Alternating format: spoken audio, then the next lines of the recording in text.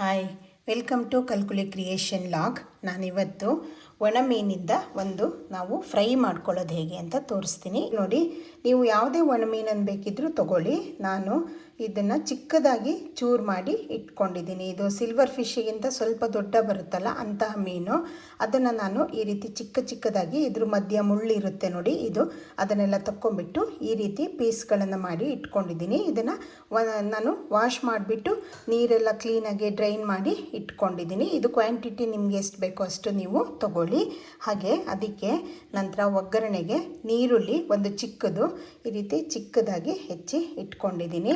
ಆಮೇಲೆ ಸ್ವಲ್ಪ ಹಸಿ ತೆಂಗಿನಕಾಯಿ ತುರಿ, ನಂತರ ಗಾರ್ನಿಷಿಂಗಿಗೆ ಕೊತ್ತಂಬರಿ ಸೊಪ್ಪು, ಆಮೇಲೆ 1/4 ಟೀ ಸ್ಪೂನಷ್ಟು ಅರಿಶಿನ ಪುಡಿ, ಆಮೇಲೆ ಖಾರಕ್ಕೆ ಎಷ್ಟು ಬೇಕೋ ಅಷ್ಟು ಹಸಿಮೆಣಸು, ಇದಕ್ಕೆ ಮೇಯ್ನ್ ಖಾರನೇ ಹಸಿಮೆಣಸು, ಆಮೇಲೆ ಸ್ವಲ್ಪ ಬೆಳ್ಳುಳ್ಳಿ ಕ್ರಷ್ ಮಾಡಿರೋದು. ಈಗ ನಾವು ಇದನ್ನು ಕ್ವಿಕ್ಕಾಗೂ ಮಾಡ್ಕೊಳ್ಬೋದು, ತುಂಬ ಟೇಸ್ಟಿಯಾಗೂ ಬರುತ್ತೆ. ಒಂದು ಡಿಫ್ರೆಂಟಾಗಿ ಬರೀ ಒಣಮೀನು ಮಾಮೂಲಿ ಆಯಿಲಲ್ಲಿ ಫ್ರೈ ಮಾಡ್ಕೊಳ್ಳೋದಕ್ಕಿಂತ ಇದು ಚೆನ್ನಾಗಿ ಟೇಸ್ಟಿಯಾಗಿ ಬರುತ್ತೆ. ಹಾಗೆ ಕ್ವಿಕ್ಕಾಗೂ ಮಾಡ್ಕೊಳ್ಬೋದು. ಇವಾಗ ಬಾಣಲೆಯನ್ನು ಬಿಸಿಗಿಟ್ಕೊಂಡು ಇದಕ್ಕೆ ನಾನು 1 ಟೇಬಲ್ ಸ್ಪೂನ್ ಆಗಷ್ಟು ಕೊಬ್ಬರಿ ಎಣ್ಣೆನ ಹಾಕ್ಕೊಂಡಿದ್ದೀನಿ. ಈ ಯಾವುದೇ ಒಣ ಮೀನುಗಳಾಗಿರಲಿ ಅದಕ್ಕೆ ನೀವು ಕೊಬ್ಬರಿ ಎಣ್ಣೆ ಯೂಸ್ ಮಾಡಿದ್ರೆ ಚೆನ್ನಾಗಾಗುತ್ತೆ. ನಾವು ನೀರೇನು ಯೂಸ್ ಮಾಡೋದಿಲ್ಲ, ಇದೆಲ್ಲದು ಆಯಿಲಲ್ಲೇ ಫ್ರೈ ಆಗೋದ್ರಿಂದ ಸ್ವಲ್ಪ ಎಣ್ಣೆ ಜಾಸ್ತಿ ಬೇಕಾಗುತ್ತೆ. ಆಮೇಲೆ ರಿಫೈನ್ಡ್ ಆಯಿಲಿಗಿಂತ ಇದಕ್ಕೆ ಕೊಬ್ಬರಿ ಎಣ್ಣೆನೇ ಚೆಂದ ಟೇಸ್ಟ್ ಕೊಡೋದು. ಇವಾಗ ಇದು ಸ್ವಲ್ಪ ಬಿಸಿ ಆಗಲಿ. ಇದಕ್ಕೆ ನೀವು ಯಾವುದೇ ಮೀನು ಬೇಕಿದ್ದರೂ ಹಾಕ್ಕೊಳ್ಬೋದು, ಆದರೆ ಸಣ್ಣ ಚೂರುಗಳನ್ನಾಗಿ ಮಾಡಿ ಹಾಕ್ಕೊಳ್ಬೇಕಾಗುತ್ತೆ. ಯಾಕಂದರೆ ನಾವು ಬರೀ ಆಯಿಲಲ್ಲಿ ಫ್ರೈ ಮಾಡೋದ್ರಿಂದ ನೀವು ದಪ್ಪ ಚೂರುಗಳನ್ನು ಇಟ್ಕೊಂಡ್ಬಿಟ್ರೆ ಅದು ಬೇಗ ಬೇಯೋದಿಲ್ಲ. ಸೊ ಹಾಗಾಗಿ ನೀವು ಅದನ್ನು ಸಣ್ಣ ಚೂರುಗಳನ್ನಾಗಿ ಮಾಡಿ ಇಟ್ಕೊಳ್ಳಿ. ನಿಮ್ಮ ಇಷ್ಟದ ಯಾವುದೇ ಮೀನು ಬೇಕಿದ್ರೂ ನೀವು ಇದಕ್ಕೆ ಯೂಸ್ ಮಾಡ್ಬೋದು. ಎಣ್ಣೆ ಬಿಸಿಯಾಗಿದೆಯಲ್ಲ, ಇದಕ್ಕೆ ನೀರುಳ್ಳಿಯನ್ನು ಹಾಕ್ಕೊಳ್ತಾ ಇದ್ದೀನಿ. ನೀರುಳ್ಳಿ ನೀವು ಕ್ವಾಂಟಿಟಿ ಜಾಸ್ತಿ ಬೇಕು ಅಂದ್ರೂ ಹಾಕ್ಕೊಳ್ಬೋದು.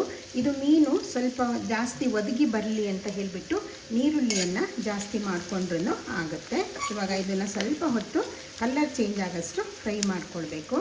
ಇವಾಗ ನೋಡಿ, ನೀರುಳ್ಳಿ ಸ್ವಲ್ಪ ಫ್ರೈ ಆಗಿದೆ ಅಲ್ಲ, ನಂತರ ಇದಕ್ಕೆ ನಾನು 2 ಹಸಿಮೆಣಸು ತೊಗೊಂಡಿದ್ದೀನಿ. ಇದು ಸ್ವಲ್ಪ ಖಾರ ಇರೋದ್ರಿಂದ ನಾನು ಕಮ್ಮಿ ಹಸಿಮೆಣಸನ್ನು ಹಾಕ್ಕೊಳ್ತಾ ಇದ್ದೀನಿ.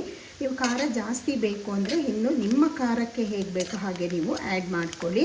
ಇದು ಹಸಿಮೆಣಸಿಂದೇ ಖಾರ ಜಾಸ್ತಿ, ಇದನ್ನೇ ಮೇಯ್ನ್ ಖಾರವಾಗಿ ನಾವು ಯೂಸ್ ಮಾಡ್ತಾ ಇರೋದು. ಇದು ಸ್ವಲ್ಪ ಹೊತ್ತು ಆಯಿಲಲ್ಲಿ ಫ್ರೈ ಆಗಲಿ. ಹಸಿಮೆಣಸು ಎಷ್ಟು ಚೆಂದ ಫ್ಲೇವರ್ ಬರುತ್ತೆ ಅಂದರೆ ಕೊಬ್ಬರಿ ಎಣ್ಣೆ ಯೂಸ್ ಮಾಡೋದ್ರಿಂದ ಟೇಸ್ಟು ಅಷ್ಟೇ ಚೆನ್ನಾಗಿ ಬರುತ್ತೆ. ನಂತರ ಇದಕ್ಕೆ ನಾನು ಬೆಳ್ಳುಳ್ಳಿ ಏನು ಕ್ರಷ್ ಮಾಡಿ ಇಟ್ಕೊಂಡಿದ್ದೀನಲ್ಲ ಅದನ್ನು ಹಾಕ್ಕೊಳ್ತಾ ಇದ್ದೀನಿ. ನೀವು ಬೇಕು ಅಂದರೆ ಬೆಳ್ಳುಳ್ಳಿಯ ದೊಡ್ಡ ಚೂರುಗಳನ್ನು ಸಹ ಮಾಡಿಬಿಟ್ಟು ಹಾಕ್ಕೊಳ್ಬೋದು. ಇವಾಗ ಇದನ್ನು ಸಹ ಸ್ವಲ್ಪ ಹೊತ್ತು ಫ್ರೈ ಮಾಡ್ಕೊಳ್ಳೋಣ. ಇವಾಗ ಇದು ನೋಡಿ, ನೀರುಳ್ಳಿ ಸ್ವಲ್ಪ ಕಲರ್ ಚೇಂಜ್ ಆಗಿದೆ, ಹಾಗೆ ಬೆಳ್ಳುಳ್ಳಿನೂ ಅಷ್ಟೇ ಸ್ವಲ್ಪ ಲೈಟಾಗಿ ಬ್ರೌನ್ ಆಗಿದೆ. ಇವಾಗ ನಾವು ಈ ಮೀನೇನು ವಾಶ್ ಮಾಡಿ ಇಟ್ಕೊಂಡಿದ್ದೀವಲ್ಲ ಇದನ್ನು ಇದಕ್ಕೆ ಆ್ಯಡ್ ಮಾಡ್ಕೊಳ್ಳೋಣ. ಸ್ವಲ್ಪನೂ ನೀರು ಇದರಲ್ಲಿ ಇಟ್ಕೊಬೇಡಿ. ನೀರು ಇಟ್ಕೊಂಡ್ರೆ ಅದು ನಾವು ಇದಕ್ಕೆ ಹಾಕಿ ಹುರಿದಾಗ ಅಷ್ಟು ಇದಾಗಿ ಬರೋದಿಲ್ಲ, ನೀರು ಆಗಿಬಿಡುತ್ತೆ. ಇವಾಗ ಚೆನ್ನಾಗಿ ಇದನ್ನು ಮಿಕ್ಸ್ ಮಾಡಬೇಕು. ಇದು ಮೀನು ಸ್ವಲ್ಪ ಉಪ್ಪುಪ್ಪಾಗಿ ಇರೋದ್ರಿಂದ ನಾವು ಇದಕ್ಕೆ ಉಪ್ಪನ್ನು ನೋಡಿಬಿಟ್ಟು ವಾಶ್ ಮಾಡಿದಾಗ ಏನಾದ್ರು ಉಪ್ಪು ಕಮ್ಮಿ ಆಗಿದ್ದರೆ ಮಾತ್ರ ನಾವು ಇದಕ್ಕೆ ಉಪ್ಪನ್ನು ಹಾಕ್ಕೊಳ್ಬೇಕಾಗತ್ತೆ, ಇಲ್ಲ ಅಂದರೆ ಉಪ್ಪು ಬೇಕಾಗಲ್ಲ. ಇವಾಗ ಇದಕ್ಕೆ ಅರಿಶಿನ ಪುಡಿ ಇಟ್ಕೊಂಡಿದ್ದೀನಲ್ಲ ಅದನ್ನು ಹಾಕ್ಕೊಳ್ತಾ ಇದ್ದೀನಿ. ಅರಿಶಿನ ಪುಡಿ ಹಾಕಿಬಿಟ್ಟು ಚೆನ್ನಾಗಿ ಇದನ್ನು ಮಿಕ್ಸ್ ಮಾಡಿ ಆಯಿಲಲ್ಲೇ ಮಿಕ್ಸ್ ಆಗಬೇಕು.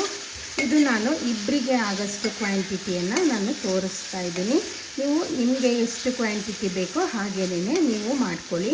ಇವಾಗ ಮೀನು ಆ್ಯಡ್ ಮಾಡಿದ್ಮೇಲೆ ನಾವು ಫ್ಲೇಮನ್ನು ಫುಲ್ಲಿ ಲೋ ಅಲ್ಲಿ ಇಟ್ಕೊಳ್ಬೇಕಾಗತ್ತೆ, ಇಲ್ಲ ಅಂದರೆ ಇದು ತಳಕ್ಕೆಲ್ಲ ಅಂಟ್ಕೊಳ್ಳೋದಕ್ಕೆ ಸ್ಟಾರ್ಟ್ ಆಗುತ್ತೆ. ಇದು ಸ್ವಲ್ಪ ಹೊತ್ತು ಹೀಗೆ ಫ್ರೈ ಆಗಲಿ.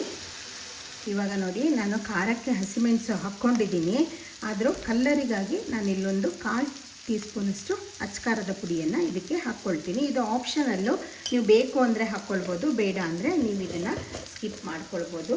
ಇವಾಗ ಇದು ಜಸ್ಟ್ ಕಲ್ಲರಿಗಾಗಿ ನಾನು ಹಾಕ್ತಾ ಇರೋದು, ಇದು ಖಾರಕ್ಕಾಗಿ ಇಲ್ಲ. ನಿಮಗೆ ಹಸಿಮೆಣಸು ಇಷ್ಟ ಇಲ್ಲ ಅಂದರೆ ನೀವು ಬರೀ ಕೆಂಪು ಖಾರದ ಪುಡಿಯನ್ನು ಉಪಯೋಗಿಸಿ ಸಹ ಮಾಡ್ಬೋದು. ಅದನ್ನು ಹಸಿಮೆಣಸಿನ ಬದಲಿಗೆ ನೀವು ಉಪಯೋಗಿಸಿ ಮಾಡ್ಕೊಳ್ಬೋದು. ಇದು ಒಣಮೀನು, ಆಮೇಲೆ ಸಣ್ಣ ಚೂರಾಗಿರೋದ್ರಿಂದ ಬೇಗ ಬೆಂದು ಹೋಗುತ್ತೆ. ಇದು ಹೆಚ್ಚೊತ್ತೇನು ಬೇಯಿಸೋದು ಬೇಡ, 2 ಮಿನಿಟ್ಸ್ ಅಷ್ಟು ಇದನ್ನು ಬೇಯಿಸಿದ್ರೆ ಸಾಕಾಗುತ್ತೆ. ಇವಾಗ ಇದಕ್ಕೆ ಇದು ಆಲ್ಮೋಸ್ಟ್ ಆಗಿದೆ. ಇದಕ್ಕೆ ನಾನು ಹಸಿ ತೆಂಗಿನಕಾಯಿ ತುರಿ ಏನು ಇಟ್ಕೊಂಡಿದ್ದೀನಲ್ಲ ಅದನ್ನು ನಾನು ಆ್ಯಡ್ ಮಾಡ್ಕೊಳ್ತಾ ಇದ್ದೀನಿ. ಇದನ್ನು ಆ್ಯಡ್ ಮಾಡಿಬಿಟ್ಟು ಪುನಃ ಒಂದು 30 ಸೆಕೆಂಡ್ಸಷ್ಟು ನಾವು ಇದನ್ನು ಆಯಿಲಲ್ಲೇ ಫ್ರೈ ಮಾಡ್ಕೊಳ್ಳೋಣ. ಆವಾಗ ಅದು ಚೆನ್ನಾಗಿ ಎಲ್ಲ ಮಿಕ್ಸ್ ಆಗಿಬಿಟ್ಟು ಇವಾಗ ಇನ್ನೊಂದು ಸ್ವಲ್ಪ ಹೊತ್ತು ನಾನು ಇದನ್ನು ಹೀಗೆ ಫ್ರೈ ಆಗೋದಕ್ಕೆ ಬಿಡ್ತಾ ಇದ್ದೀನಿ. ಇವಾಗ ಇದು ನೋಡಿ ಎಲ್ಲ ಆಗಿದೆ, ಕ್ಲೀನಾಗಿ ಆಯಿಲೆಲ್ಲ ಡ್ರೈ ಆಗಿದೆ, ಹಾಗೆ ಫಿಶ್ಶು ಕುಕ್ ಆಗಿದೆ. ಈ ಕೊತ್ತಂಬರಿ ಸೊಪ್ಪನ್ನು ಆ್ಯಡ್ ಮಾಡ್ತಾ ಇದ್ದೀನಿ.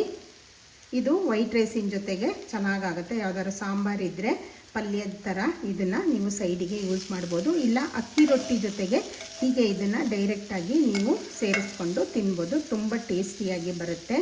ಹಾಗೆ ನಾನು ಹಾಕುವಂಥ ಎಲ್ಲ ರೆಸಿಪಿಗಳು ನಿಮಗೆ ಇಷ್ಟ ಆಗುತ್ತೆ ಅಂತ ಭಾವಿಸ್ತೀನಿ. ನನ್ನ ಕಲ್ಕುಲಿ ಕ್ರಿಯೇಷನ್ ಲಾಗ್ ಚಾನಲ್ ಏನಿದೆ ಅದನ್ನು ಸಬ್ಸ್ಕ್ರೈಬ್ ಮಾಡ್ಕೊಳ್ಳಿ, ಲೈಕ್, ಶೇರ್ ಆ್ಯಂಡ್ ಕಮೆಂಟ್ ಮಾಡಿ. ಪ್ಲೀಸ್ ಎಲ್ಲರೂ ನನ್ನ ಚಾನಲನ್ನು ಸಬ್ಸ್ಕ್ರೈಬ್ ಮಾಡ್ಕೊಳ್ಳಿ. ಹಾಗೆ ನಾನು ತುಂಬ ಅಪರೂಪದ ಮಲೆನಾಡಿನಲ್ಲಿ ನಾವು ದಿನನಿತ್ಯ ಮಾಡುವಂತಹ ವಿಶೇಷ ಅಡುಗೆಗಳನ್ನು ನಾನು ತೋರಿಸೋದಕ್ಕೆ ಟ್ರೈ ಮಾಡ್ತೀನಿ. ಇದು ಮಲೆನಾಡಿಂದ ಒಂದು ವಿಶೇಷ ಖಾದ್ಯ ಅಂತಲೇ ಹೇಳ್ಬೋದು. ಒಣಮೀನು ಸಾಧಾರಣವಾಗಿ ಎಲ್ಲರಿಗೂ ತುಂಬ ಇಷ್ಟ ಆಗುತ್ತೆ. ಮಳೆ ಬರ್ತಾ ಇರಬೇಕಾದ್ರೆ ಇಂಥದ್ದೊಂದು ಒಣಮೀನನ್ನು ನಾವು ಮಾಡಿಕೊಂಡು ಅಂದರೆ ಚಂದ ಊಟ ಇಳಿಯುತ್ತೆ. ಎಲ್ಲರಿಗೂ ಇಷ್ಟ ಆಗುವಂತಹ ಒಂದು ಇದು ಡಿಶ್ ಇದು. ಇದನ್ನು ಟ್ರೈ ಮಾಡಿಬಿಟ್ಟು ಹೇಗೆ ಅನ್ನಿಸ್ತು ಅಂತ ನನಗೆ ಕಮೆಂಟ್ ಮಾಡಿ. Thank you.